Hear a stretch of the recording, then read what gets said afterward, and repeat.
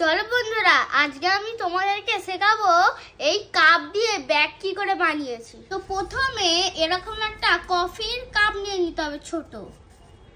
তারপর এই যে উপরে মানে মোটা মতন যে জিনিসটা আছে ওইটাকে কেটে নিতে হবে। ওটার সঙ্গে একটুখানি পাতলে জিনিসটাকেও কাটতে হবে। কেটে নিয়েছি, দেখো এরকম সার্কেল মতন হয়ে যাবে এরকম। তারপরে এই যে সার্কেল মতন এটা কাটলাম, সেইটা এই কফি কাপটাই এরকম করে রেখে দেবো।